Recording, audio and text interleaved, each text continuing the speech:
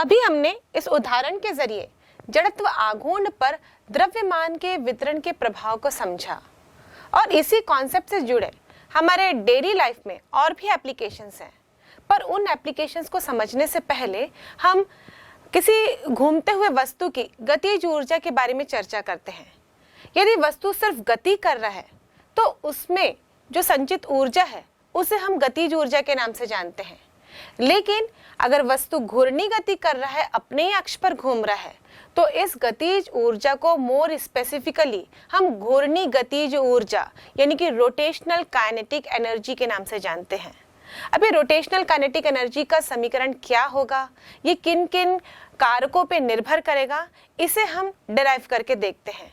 मान लीजिए हमने एक वस्तु लिया है और इसमें n कण हैं जिनके द्रव्यमान को मैंने m1, m2, m3 and so on करके दर्शाया है और यहाँ पर एक घूर्णन अक्ष लिया है x, x डैश और m1, m2, m3 कणों की दूरी इस घूर्णन अक्ष से क्रमशः r1, r2, r3 इस प्रकार ली गई है। अब जब ये वस्तु अपने अक्ष पर घूर्णी गति करेगा, रोटेट करेगा, उस समय हम देखते हैं कि हर कण का वेग अलग अलग होगा। ये घूम रहा है, इसका रेखीय वेग हम देखें तो सभी कण का अलग अलग होगा, क्योंकि कण की स्थिति के हिसाब से इनमें जो डायरेक्शन होगी वेग की वो डिफरेंट होगी। इसीलिए हम यहाँ पर सभी का वेग अलग अलग ले रहे हैं। मान लीजिए m1 का वेग हमने v1 लिया, m2 का v2 लिया और इसी प्रकार हमने n कणों के वेग को दर्शाया है। तो जब हम इसके गतिज ऊर्जा की बात करें तो गतिज ऊर्जा क्या हो जाएगी, हाफ mv², ये फॉर्मूला होता है। तो यहाँ पर n कण है तो सभी कणों की गतिज ऊर्जा को हम यहाँ पर प्लस करते जाएंगे, मतलब ऐड करते जाएंगे, क्योंकि पूरे वस्तु की गतिज ऊर्जा का मान हमको निकालना है। तो हर कण की गतिज ऊर्जा के मान को निकाल कर सबका योग करना होगा। तो काइनेटिक एनर्जी जिसको मैं ई के से रिप्रेजेंट कर रही हूँ, तो ये हो जाएगा half m1 v1² plus half m2 v2² and so on. और हम जानते हैं रेखीय वेग और कोणीय वेग में क्या संबंध होता है। v बराबर r ओमेगा होता है, जहाँ r घूर्णन अक्ष से दूरी होती है कण की। तो हम यहाँ पर v बराबर r ओमेगा कॉन्सेप्ट सभी में यूज करेंगे और इस प्रकार लिखेंगे half m1 r1 omega square plus half m2 r2 omega square and so on. बच्चों, जब वस्तु रोटेट कर रही है यानी कि घूर्णी गति कर रही है तो यहाँ पे उसकी एक निश्चित कोणीय वेग होगा। मतलब एक हम ऐसे वस्तु को यहाँ पर ले रहे हैं जो एक नियत कोणीय वेग से गति कर रही है। तो कोणीय वेग तो हर कण के लिए एक समान होगा, लेकिन इनका रेखीय वेग अलग अलग होगा। इसलिए जब हम इसको कोणीय वेग के रूप में रिप्रेजेंट कर रहे हैं तो सभी जगह ओमेगा लिखा है, क्योंकि वस्तु एक नियत कोणीय वेग से घूर्णी गति कर रही है। अब यहाँ पर हम देखें स्क्वायर करेंगे तो ये r का भी स्क्वायर होगा, ओमेगा का भी स्क्वायर होगा और ये प्रत्येक टर्म में होगा। तो यहाँ से हम हर टर्म से ओमेगा स्क्वायर कॉमन ले लेते हैं तो हमें मिलेगा 1/2। 1/2 भी सभी टर्म में कॉमन है, उसे भी हम कॉमन ले लेते हैं। तो ये 1/2 ओमेगा स्क्वायर कॉमन निकल गया। ब्रैकेट के अंदर हम देखें तो m1 r1 square plus m2 r2 square और इस प्रकार ये आगे बढ़ेगा और इस तरीके से m r स्क्वायर का ये सबमेशन हो जाएगा सभी कणों के लिए। तो हम इसको सबमेशन के रूप में लिखेंगे E के बराबर 1/2 omega square summation of mi ri square, जहाँ i का मान 1 से लेकर n तक होगा। अब ये जो एक्सप्रेशन है ये जड़त्व आघूर्ण के लिए दिया जाता है, तो हम इसके जगह पर जड़त्व आघूर्ण लिख देंगे। तो E के बराबर हो जाएगा हाफ ओमेगा स्क्वायर i। तो इस प्रकार घूर्णी गतिज ऊर्जा का सूत्र होता है हाफ जड़त्व आघूर्ण इनटू कोणीय वेग का वर्ग। और ये जो एक्सप्रेशन आया है ये कोई दिखने में तो आपको नया दिख रहा है, लेकिन ये उसी कॉन्सेप्ट पर आधारित है। जैसे कि हम गतिज ऊर्जा के लिए समीकरण लिखते हैं, गतिज ऊर्जा होती है हाफ mv², जहाँ m वस्तु का द्रव्यमान होता है और v वस्तु का रेखीय वेग। तो हम द्रव्यमान के जगह जड़त्व आघूर्ण शब्द इस्तेमाल करते हैं। एक्चुअली जड़त्व शब्द का जो संबंध है वो द्रव्यमान से होता है, तो रेखीय गति के लिए हम जड़त्व शब्द का इस्तेमाल करते हैं, यानी कि उसके द्रव्यमान को लेते हैं। लेकिन जब हम घूर्णी गति की बात करते हैं तो जड़त्व आघूर्ण शब्द इस्तेमाल करते हैं। इसलिए यहाँ m के स्थान पर हमने I लिखा है, और रेखीय वेग के स्थान पर घूर्णी गति में हम कोणीय वेग शब्द इस्तेमाल करते हैं, इसलिए यहाँ पर कोणीय वेग ओमेगा आ गया।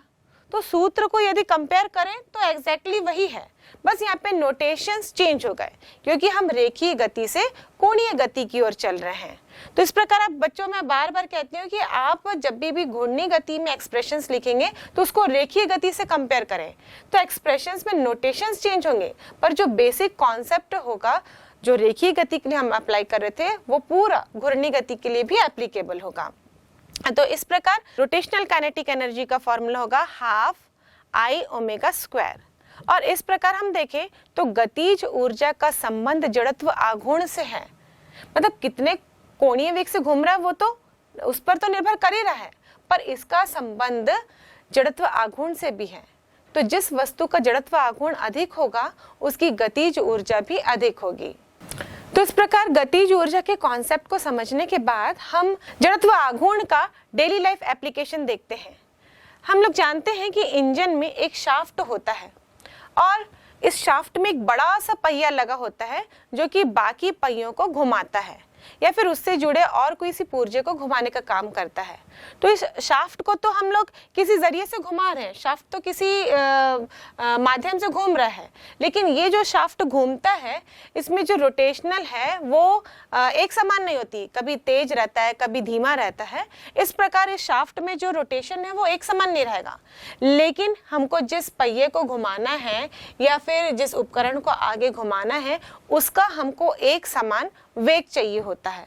इसीलिए हम लोग इस शाफ्ट से जुड़ा वाला पहिए को बहुत बड़ा चुनते हैं और ये पहिया इस प्रकार डिजाइन किया जाता है कि इसका अधिकतम द्रव्यमान इसके किनारों पर ही होता है, यानी इसकी परिधि पर होता है, रिम पर या निम पर कहते हैं हम। तो इस प्रकार का जो पहिया होता है जिसका पूरा द्रव्यमान या फिर मैक्सिमम द्रव्यमान इसके कॉर्नर पर ही, इसके किनारों पर ही सिचुएटेड रहता है, इसे हम एक स्पेशल नाम से पुकारते हैं। इसे हम फ्लाई व्हील कहते हैं। व्हील यानी कि पहिया और फ्लाई मतलब उड़ना, तो इसका मतलब ये उड़ने वाला पहिया नहीं है, इसका नाम फ्लाई व्हील है और हिंदी में इसे हम गति पालक पहिया कहते हैं। तो गति पालक पहिया एक ऐसा पहिया होता है जो एक निश्चित गतिज ऊर्जा से गति कर सकता है, मतलब इसके कोणीय वेग में परिवर्तन नहीं होता, इसका कोणीय वेग एक समान ही रहता है। तो ये निश्चित वेग से किस प्रकार गति करेगा? शाफ्ट की तो जो कोणीय वेग है वो तो चेंज हो रहा है, कभी धीरे हो रहा है कभी तेज हो रहा है, लेकिन एक गति पालक व्हील का कोणीय वेग वो एक समान रहता है। एक्चुअली इसलिए रहता है ये क्योंकि हमने जाना था कि यदि रिम्स पर द्रव्यमान अधिक होगा तो उस समय उसको घुमाने के लिए तो अधिक बल आघूर्ण की आवश्यकता होगी, लेकिन उसका जड़त्व आघूर्ण अधिक होने के कारण वो देर तक घूमेगा, या फिर एक बार उसमें जो गतिज ऊर्जा आ जाती है वो गतिज ऊर्जा इतनी सफिशिएंट होती है कि यदि शाफ्ट में गति कम भी हो जाए तो वो उस पहिए को उसी कोणीय वेग से घुमा सकती है। इस प्रकार इस इंजन से जुड़े हुए उपकरण या उसके से जुड़े हुए पहिए या इसके पुर्जे वो एक समान कोणीय वेग से गति कर सकते हैं। इसी प्रकार बच्चों आपने साइकिल के पहिए को भी देखा होगा। चाहे हम साइकिल के पहिए की बात करें या गाड़ी के पहिए की, तो हम देखते हैं कि इसका मैक्सिमम जो द्रव्यमान है वो उसके रिम पर ही रहता है और सपोर्ट के लिए इसको स्पोक्स की सहायता से जोड़ा जाता है। तो इस तरह से जो व्यवस्था की जाती है उसके आधार पर इन पहियों का जड़त्व आघूर्ण बढ़ जाता है और जड़त्व आघूर्ण बढ़ जाने के कारण हम देखते हैं कि इसकी गतिज ऊर्जा भी बढ़ जाती है और यूं कहें तो इन पहियों को अधिक गतिज ऊर्जा से चलाया जा सकता है। अगर इसी के स्थान पर हम एक धातु की प्लेट काट के लगा दें या फिर वो पुराने बैलगाड़ियों के चक्के हम देखें जो लकड़ी के बने होते थे उसमें एक लकड़ी की ही पूरी चक्ति काट के लगा दें तो इनकी गतिज ऊर्जा अधिक नहीं होगी, या फिर उसे उसी कोणीय वेग से चलाने के लिए बहुत अधिक बल आघूर्ण की आवश्यकता होगी। तो इसी कारण हम पहिए में जो मैक्सिमम द्रव्यमान है उसके रिम्स पर लेते हैं। आपने छोटे बच्चों के खिलौनों को भी देखा होगा, उनके पास एक खिलौना होता है जिसको हम पीछे रिवर्स खींचते हैं तो वो आगे की ओर भागता है, और हम देखते हैं कि वो बहुत दूर आगे जाता है, फिर थोड़ी देर बाद रुक जाता है। एक्चुअली उसमें रुकने के बहुत सारे कारण रहते हैं। वायु के द्वारा घर्षण होता है, मतलब जो सतह पर चल रहा है उसके द्वारा घर्षण होता है, तो रुकने के कई कारण होते हैं। वहाँ पे ग्रेविटेशनल फोर्स, फ्रिक्शनल फोर्स, ये सारे फोर्स कार्य कर रहे होते हैं, लेकिन वो बहुत दूर तक गति कर पाता है, स्पीड से गति कर पाता है। उसका कारण ये है, उन खिलौनों में भी अंदर में गति पालक व्हील यानी कि फ्लाई व्हील लगा होता है, और फ्लाई व्हील का कंस्ट्रक्शन हम जान चुके हैं कैसा होता है।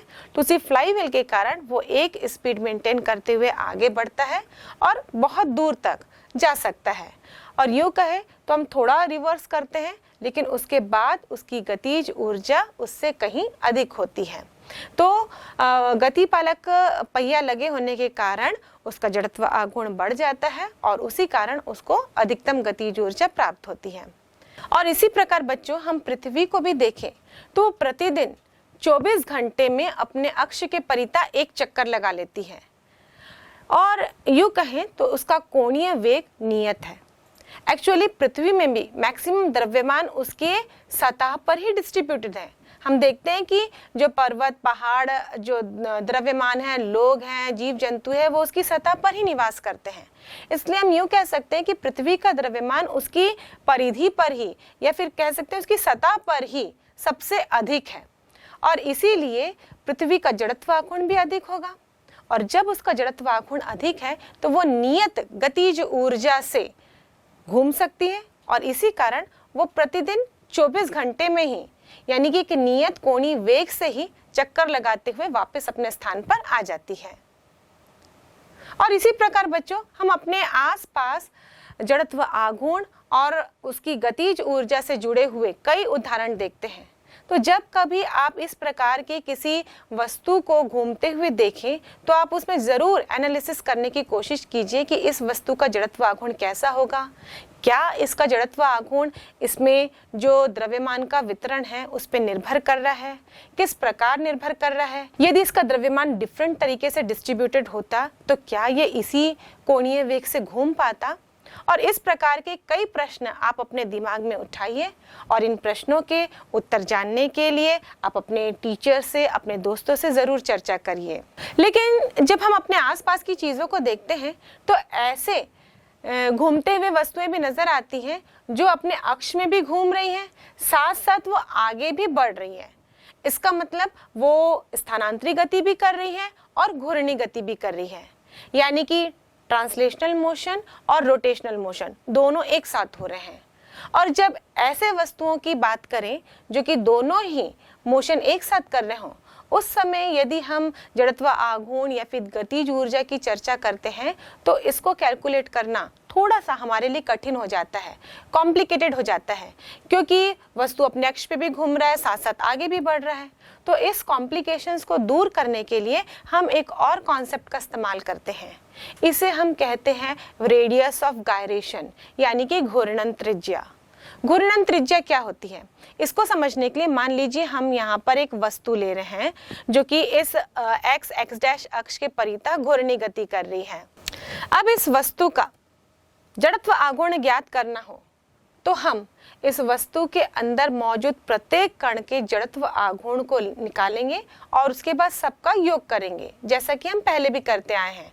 यदि वस्तु में 1-2 कण हुए तो इसे ज्ञात करना आसान होता है, लेकिन वस्तु में कणों की संख्या बहुत अधिक हुई तो ये काम थोड़ा हमारे लिए कॉम्प्लिकेटेड हो जाता है। एक एक कण का जड़त्व आघूर्ण निकालो, फिर उसके बाद सबको ऐड करो, तो यहाँ पर हमें थोड़ी कठिनाई होती है।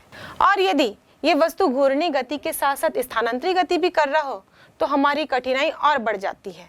तो इस कॉम्प्लिकेशंस को दूर करने के लिए हम इस वस्तु के अंदर एक बिंदु ले लेते हैं, और ऐसा बिंदु जहां पर पूरे वस्तु के द्रव्यमान को केंद्रित माना जा सकता है, यानी कि यह बिंदु द्रव्यमान केंद्र होगा। बच्चों, द्रव्यमान केंद्र के बारे में हमने इस पाठ के शुरुआत में भी चर्चा की थी। द्रव्यमान केंद्र एक ऐसा केंद्र होता है किसी वस्तु के अंदर जहां पर उस वस्तु का पूरा द्रव्यमान उस बिंदु पर केंद्रित माना जा सकता है। अब हमने जड़त्व आघूर्ण निकालने के लिए पहले वाला तरीका अपनाया था, यानी कि हर कण के जड़त्व आघूर्ण को ज्ञात करेंगे, उसके बाद ऐड करेंगे। पर अब हम क्या करेंगे, जितना भी जड़त्व आघूर्ण आ रहा हो, यदि हम ऐसा बिंदु ले रहे हैं इस वस्तु के अंदर जहां पर पूरा द्रव्यमान को केंद्रित मान लिए, और उसके बाद इस बिंदु की दूरी हम घूर्णन अक्ष से मान लीजिए k ले रहे हैं, और इस बिंदु के आधार पर यदि हम जड़त्व आघूर्ण ज्ञात करते हैं, जहां पर अभी पूरे वस्तु का द्रव्यमान m है और वो इसी बिंदु पर ही केंद्रित है, तो इस बिंदु के आधार पर जो जड़त्व आघूर्ण होगा वो उस पूरे वस्तु के जड़त्व आघूर्ण के बराबर होगा। तो इस बिंदु की घूर्णन अक्ष से दूरी, जिसे हमने k लिखा है, ये कहलाती है घूर्णन त्रिज्या, जिसे हम रेडियस ऑफ गायरेशन कहते हैं। यानी कि अब मैं जड़त्व आघूर्ण का सूत्र लिखूं तो ये I बराबर होगा mk²। जड़त्व आघूर्ण का फॉर्मूला होता है द्रव्यमान इंटू घूर्णन अक्ष से दूरी का वर्ग। तो घूर्णन अक्ष से दूरी k थी, पूरे वस्तु का द्रव्यमान m है, और ये पूरा द्रव्यमान केवल इसी बिंदु पर ही केंद्रित मान रहे हैं, इसीलिए हम यहाँ पे फॉर्मूला लिखेंगे I बराबर mk², जहां पर I ये पूरे वस्तु का जड़त्व आघूर्ण है। और इस प्रकार इस सूत्र से हम घूर्णन त्रिज्या की एक परिभाषा दे सकते हैं। इस सूत्र के अनुसार घूर्णन त्रिज्या वह दूरी होती है जिसके वर्ग से हम द्रव्यमान को गुणा करते हैं तो जड़त्व आघूर्ण प्राप्त होता है। और इस सूत्र के आधार पर हम घूर्णन त्रिज्या को कुछ इस प्रकार भी परिभाषित कर सकते हैं। घूर्णन त्रिज्या द्रव्यमान केंद्र की घूर्णन अक्ष से वह दूरी होती है जिसके वर्ग के साथ वस्तु के संपूर्ण द्रव्यमान को गुणा करने पर वस्तु का जड़त्व आघूर्ण प्राप्त होता है। तो इस प्रकार इस सूत्र से हम देखें तो जड़त्व आघूर्ण बराबर होगा द्रव्यमान इंटू घूर्णन त्रिज्या का वर्ग। और यहाँ से हम घूर्णन त्रिज्या के लिए आगे सूत्र निकालने का प्रयास करें तो ये हो जाएगा k² बराबर I/m, और k बराबर होगा √I/m। ये घूर्णन त्रिज्या का सूत्र है। यदि घूर्णन त्रिज्या को परिभाषित करें किसी वस्तु के जड़त्व आघूर्ण और उसके द्रव्यमान के अनुपात का वर्गमूल होती है, और इसी आधार पर हम इस घूर्णन त्रिज्या का मात्रक भी ज्ञात कर सकते हैं। यदि हम जड़त्व आघूर्ण का मात्रक देखें तो ये होता है kg मीटर स्क्वायर, और द्रव्यमान का मात्रक kg, kg से kg कैंसिल हो जाएगा तो आपको मिलेगा √m², यानी कि m। तो घूर्णन त्रिज्या का मात्रक होगा मीटर।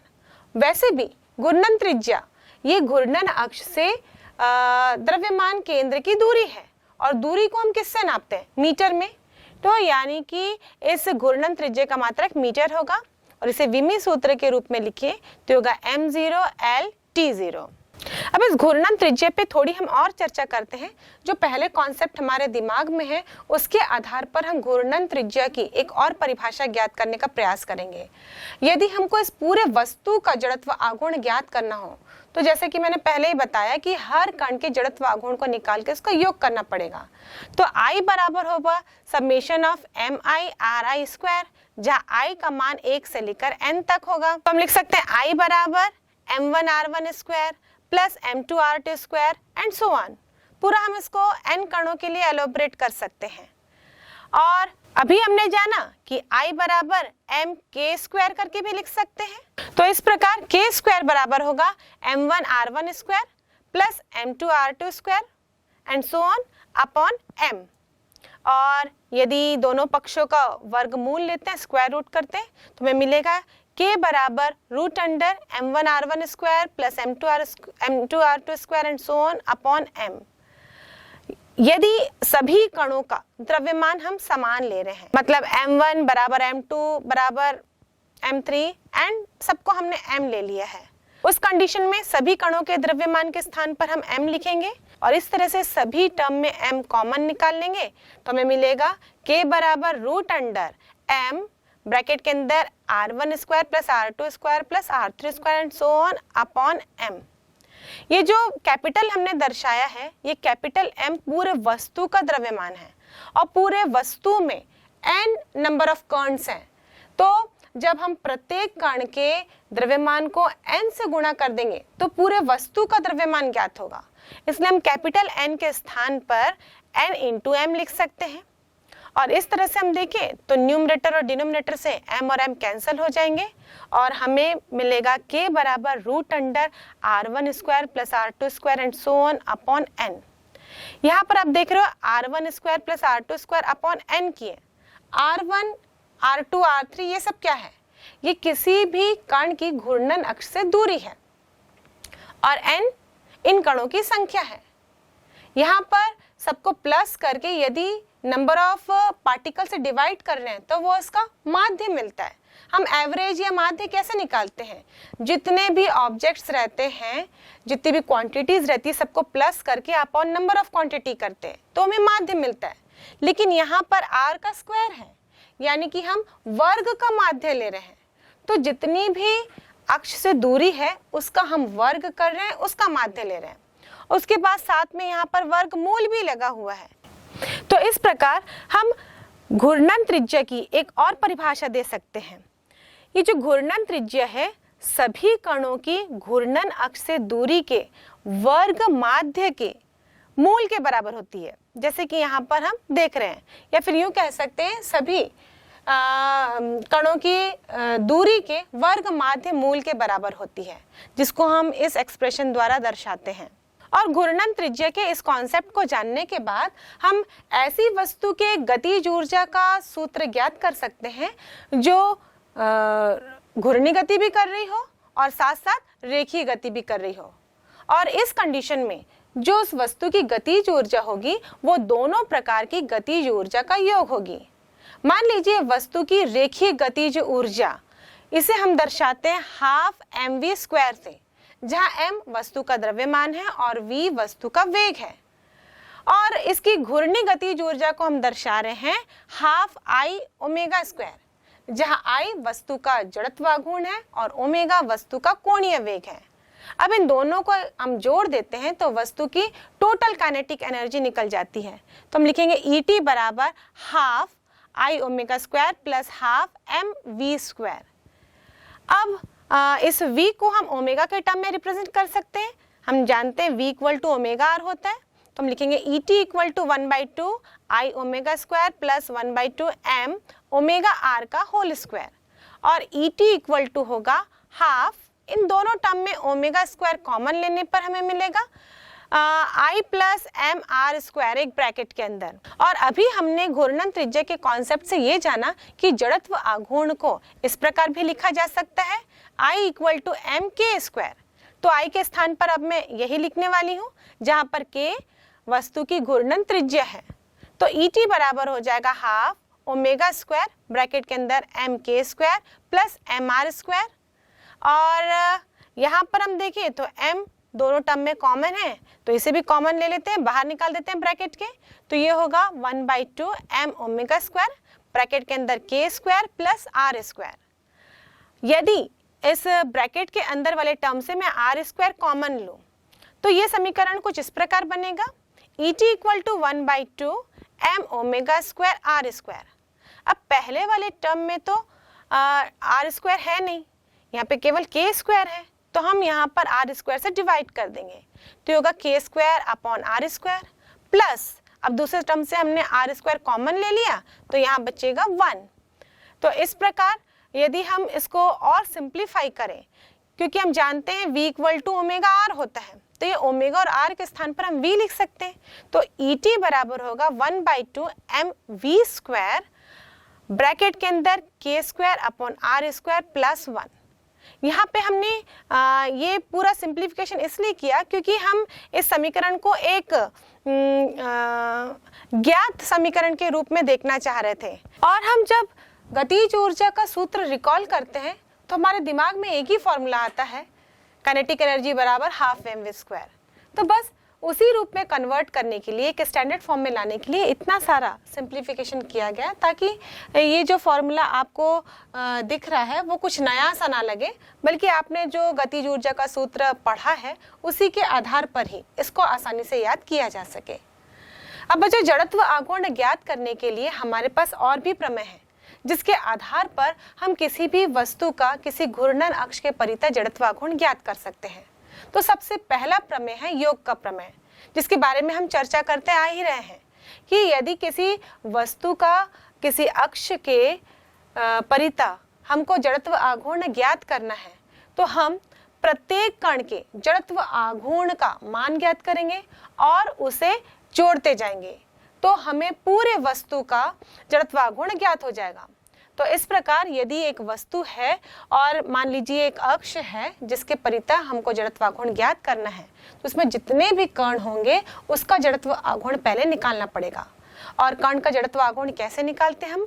वही फॉर्मूला लगाकर mr², यानी कि कण का द्रव्यमान को घूर्णन अक्ष से दूरी के वर्ग के साथ गुणा करेंगे और इस प्रकार प्रत्येक कण का जड़त्व आघूर्ण निकालेंगे।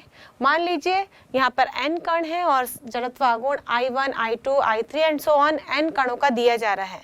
तो योग के प्रमेय के अनुसार इस पूरे वस्तु का जड़त्व आघूर्ण I बराबर होगा I1 plus I2 plus I3 and so on. किसी भी वस्तु के किसी घूर्णन अक्ष के परितः जड़त्व आघूर्ण ज्ञात करने के लिए अगला प्रमेय है समांतर अक्ष का प्रमेय, जिसे हम पैरेलल एक्सिस थ्योरम भी कहते हैं। जैसा कि बच्चों नाम से समझ में आ रहा है, पैरेलल एक्सिस समांतर अक्ष, यानी कि यहाँ पर दो अक्ष होंगे और वो दोनों अक्ष एक दूसरे के समांतर होंगे और उसके आधार पर ही यहाँ पर किसी पिंड का जड़त्व आघूर्ण कैलकुलेट किया जाएगा। अब ये दोनों अक्ष कौन कौन से होंगे, आइए इसे हम चित्र में देखते हैं। मान लीजिए ये एक सिस्टम है, एक पिंड है जिसका आपको जड़त्व आघूर्ण ज्ञात करना है। इस पिंड का द्रव्यमान हमने m लिया है और इस पूरे m द्रव्यमान पिंड का जड़त्व आघूर्ण हमको इस अक्ष के परितः ज्ञात करना है, जिसे हम a b से दर्शा रहे हैं। अब इसे ज्ञात करने के लिए समांतर अक्ष प्रमेय के अनुसार हमें एक और अक्ष लेना पड़ेगा जो कि इस पूरे पिंड के सेंटर ऑफ मास से गुजर रहा होगा, साथ साथ इस अक्ष के समांतर भी होगा। तो ये अक्ष CM एक ऐसा अक्ष है जो कि इसके सेंटर ऑफ मास से भी गुजर रहा है और इस अक्ष AB के भी समानांतर है। मान लीजिए इन दोनों अक्षों के बीच की दूरी a है। तो समांतर अक्ष प्रमेय के अनुसार इस पूरे पिंड का जड़त्व आघूर्ण I बराबर होगा ICM प्लस MA², जहां ICM इस पूरे पिंड का जड़त्व आघूर्ण है इस द्रव्यमान केंद्र से गुजरने वाले अक्ष के परितः। m तो इस पूरे पिंड का द्रव्यमान था और a इन दोनों अक्षों के बीच की दूरी है। पर यह सूत्र आया कहां से? इस सूत्र की व्युत्पत्ति के लिए हम इस पिंड में एक P बिंदु पर कण लेते हैं जिसका द्रव्यमान m है। वैसे तो ये सिस्टम, ये वस्तु बहुत सारे कणों से मिलकर बना है। मान लीजिए सारे कणों का द्रव्यमान हम m लेते हैं और इस P बिंदु की इस द्रव्यमान केंद्र से गुजरने वाले अक्ष से दूरी x है। तो इस कण की इस अक्ष AB से दूरी a प्लस s होगी। अब इस कण का इस अक्ष AB के परितः यदि हमको जड़त्व आघूर्ण ज्ञात करना हो तो हम जड़त्व आघूर्ण का सूत्र लगाएंगे। सूत्र अनुसार I बराबर होता है mr², जहां r घूर्णन अक्ष से दूरी होती है। तो यहाँ इस कण का द्रव्यमान तो m है, पर इसकी इस अक्ष AB से दूरी a प्लस x होगी। तो हम इस कण का जड़त्व आघूर्ण लिखेंगे m into a plus x का स्क्वायर। अब हमको इस पूरे पिंड का जड़त्व आघूर्ण निकालना है इस घूर्णन अक्ष AB के परितः। तो हम इस पिंड को ऐसे ही बहुत सारे कणों से मिलकर बना हुआ मान सकते हैं और जब पूरे पिंड का हमको जड़त्व आघूर्ण ज्ञात करना हो तो सभी कणों के जड़त्व आघूर्ण को हम जोड़ देंगे, योग कर देंगे, यानी कि यहाँ पर इस्तेमाल करेंगे हम समेशन चिन्ह का। इसलिए पूरे पिंड के जड़त्व आघूर्ण I बराबर हो जाएगा समेशन ऑफ m ब्रैकेट के अंदर a प्लस एक्स का होल स्क्वायर। यहाँ पर a प्लस एक्स का होल स्क्वायर है तो फॉर्मूला लगेगा a plus B whole square का। a plus B whole square होता है a square plus 2ab plus b square. यहाँ पर भी हम वही फॉर्मूला लगा देंगे तो I बराबर हो जाएगा समेशन ऑफ m ब्रैकेट के अंदर a square plus 2ax plus x square. अब इस m को हम तीनों टर्म्स के साथ गुणा कर देते हैं तो हमें मिलेगा I बराबर summation of M A square plus summation of 2ax into M plus summation of M X square. अब ये तीनों टर्म्स की वैल्यू यदि हमें प्राप्त हो जाए तो हम इस पूरे पिंड का जड़त्व आघूर्ण ज्ञात कर सकते हैं इस ए बी अक्ष के परितः। अब पहला टर्म देखते हैं। यहाँ पर ए स्क्वायर कांस्टेंट राशि है क्योंकि ये दोनों अक्षों के बीच की दूरी है और ये नियत रहेगी क्योंकि ये अक्ष ए बी तो फिक्स है जिसके परितः हमको जड़त्व आघूर्ण ज्ञात करना है। दूसरा एक्सिस हमने लिया है जो कि इसके द्रव्यमान केंद्र से गुजर रहा है, तो ये दोनों अक्ष फिक्स हैं तो इनके बीच की दूरी भी नियत ही रहेगी। इसे हम समेशन से बाहर कर देते हैं तो हमें मिलेगा I बराबर A square summation of m plus दूसरा टर्म देखते हैं हम। यहाँ पर भी 2a को समेशन से बाहर ले लेते हैं तो 2a समेशन ऑफ mx बचेगा। तीसरा वाला टर्म एज इट इज हम लिखेंगे समेशन ऑफ mx स्क्वायर। अब यहाँ हम देखते हैं समेशन ऑफ m लिख रहे हैं, ऐसे ही n कणों के द्रव्यमान को हम जोड़ रहे हैं और जब पूरे कण के द्रव्यमान को हम जोड़ देंगे तो इस पिंड का द्रव्यमान ज्ञात हो जाता है। इसलिए समेशन ऑफ m बराबर हो जाएगा कैपिटल M यानी कि पूरे निकाय का द्रव्यमान। तो हम यहाँ पर लिखेंगे I बराबर एम ए स्क्वायर। अब सेकेंड टर्म देखते हैं, यहाँ पर समेशन ऑफ एम एक्स है यानी कि हम किसी भी कण की इस सेंटर ऑफ मास से दूरी को गुणा कर रहे हैं। अब देखो सेंटर ऑफ मास एक ऐसा बिंदु होता है किसी भी निकाय के अंदर जहां पर पूरे पिंड का द्रव्यमान केंद्रित होता है, या यूं कहें उस बिंदु से पूरा पिंड संतुलित होता है। मतलब सेंटर ऑफ मास से यदि हम सपोर्ट दें उस पिंड को तो वो पिंड संतुलन की अवस्था में रहता है यानी कि बैलेंस कंडीशन में रहता है। इसीलिए ये सेंटर ऑफ मास के चारों तरफ जो द्रव्यमान का वितरण होगा वो एक समान होगा, ये बराबर रूप से होगा। तो जब हम ऐसा ही एक द्रव्यमान का कण ले रहे हैं x दूरी पर तो उसकी विपरीत दिशा पर x दूरी पर भी वही द्रव्यमान का पिंड होगा। यानी एक बार हम x लेंगे तो विपरीत दिशा के लिए माइनस लेंगे, माइनस x लेंगे, और इस प्रकार हर द्रव्यमान केंद्र के एक साइड यदि हमको एक दूरी ले रहे हैं तो उसके विपरीत भी हमको उतनी ही दूरी पर कण प्राप्त होगा। और इस प्रकार हम देखें तो टोटल समेशन ऑफ mx का मान 0 हो जाएगा क्योंकि द्रव्यमान केंद्र पर वस्तु संतुलित अवस्था में रहता है। और अगर समेशन ऑफ mx 0 होगा तो ये पूरा सेकंड टर्म 0 हो जाएगा, यहाँ हम 0 लिख दिए। अब देखते हैं थर्ड टर्म में। थर्ड टर्म में समेशन ऑफ mx स्क्वायर।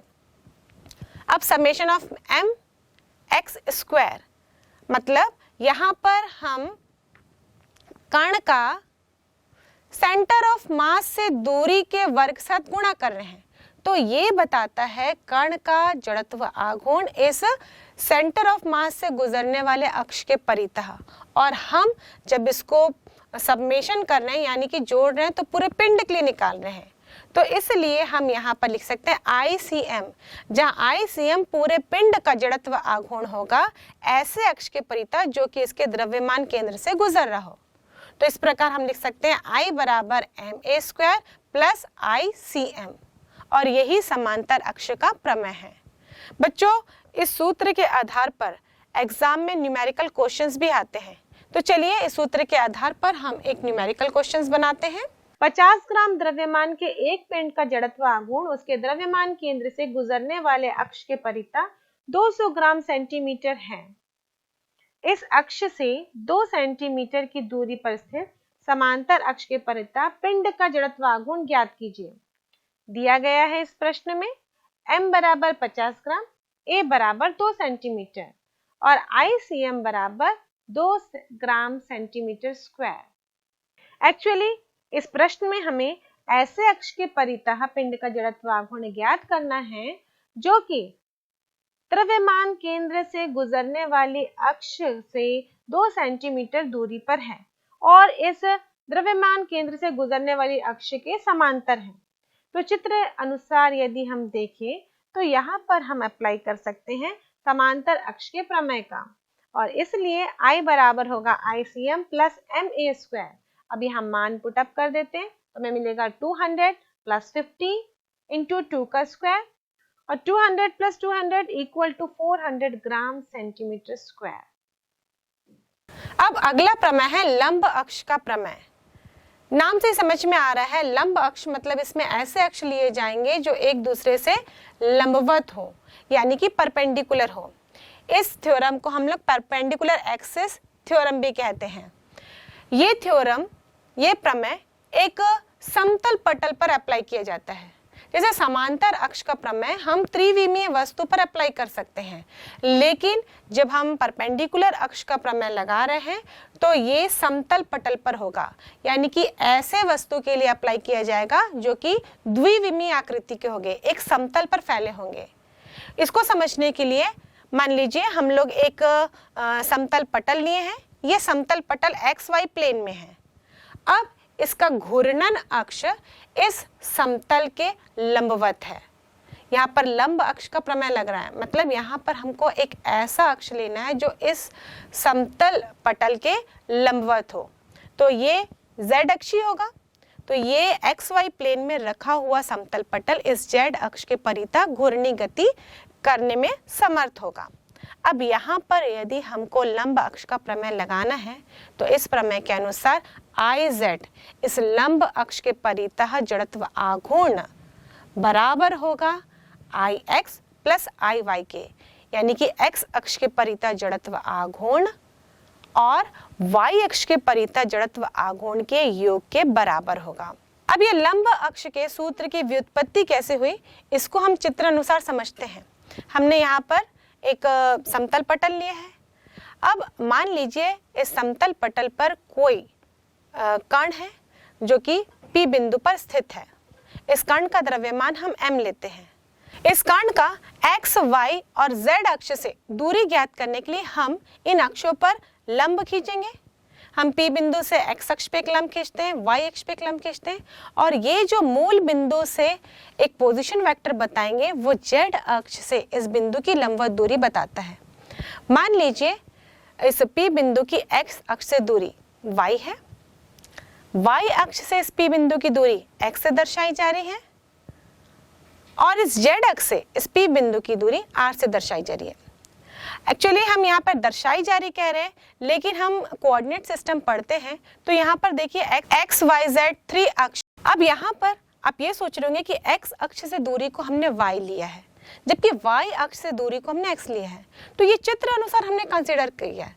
यदि हम x अक्ष से दूरी निकाल रहे हैं, मतलब x अक्ष पे एक लंब ज्ञात कर रहे हैं, और ये लंब हम देखेंगे y अक्ष के समांतर होगा, तो ये y अक्ष में जितना मान होगा उसके बराबर होगा। वैसे ही यदि हम y अक्ष से दूरी ज्ञात कर रहे हैं तो ये दूरी हम देख सकते हैं इस चित्र में कि ये x अक्ष के समांतर है, मतलब ये x कोऑर्डिनेट को दर्शा रही है। तो जब हम दूरी की बात कर रहे हैं तो ये P बिंदु के x, y और z कोऑर्डिनेट ही हैं जो कि इस चित्र में दर्शाए जा रहे हैं। तो इस प्रकार हम यहाँ पर x, y और r के हिसाब से इस दूरियों को रिप्रेजेंट कर रहे हैं। अब यहाँ पर m द्रव्यमान का कण जो कि P बिंदु पर स्थित है, इसका x अक्ष के परितः जड़त्व आघूर्ण कितना होगा। सूत्र लगाते हैं हम। सूत्र अनुसार ये द्रव्यमान और अक्ष से दूरी के वर्ग का गुणनफल होगा। द्रव्यमान है m और x अक्ष से दूरी है y, तो ये होगा my²। अब इस पूरे पटल का x अक्ष के परितः यदि जड़त्व आघूर्ण ज्ञात करें तो सारे इस प्रकार के कणों का हम समेशन करेंगे, तो हम लिख सकते हैं समेशन ऑफ my²। वैसे y अक्ष के परितः यदि हम इस कण का जड़त्व आघूर्ण ज्ञात करते हैं तो ये होगा mx²। जबकि पूरे संपूर्ण पटल के लिए हम ज्ञात करें तो हमको इस जड़त्व आघूर्ण का समेशन करना पड़ेगा, तो iy बराबर लिखेंगे समेशन ऑफ mx²। अब यहाँ पर हमें एक समकोण त्रिभुज दिख रहा है PMO। इस समकोण त्रिभुज में यदि हम पाइथागोरस का प्रमेय लगाते हैं तो OP² बराबर होगा PM² प्लस OM²। OP यानी O से लेकर P तक की दूरी r² है, PM बराबर है x, जबकि OM बराबर है y, तो हम लिखेंगे r² बराबर x² प्लस y²।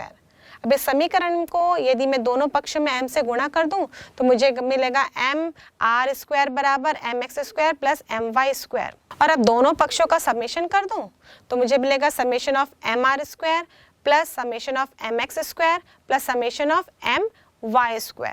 अब summation of M R square क्या होगा? ये जेड अक्ष के परितः पूरे पटल का जड़त्व आघूर्ण बताएगा। और इसी तरह हम देख सकते हैं कि हमने लंब अक्ष के प्रमेय की सूत्र की व्युत्पत्ति कर ली। तो इस सूत्र से स्पष्ट है कि यह लंब अक्ष का प्रमेय एक ऐसी वस्तु के लिए एप्लीकेबल है जो द्विविमीय हो।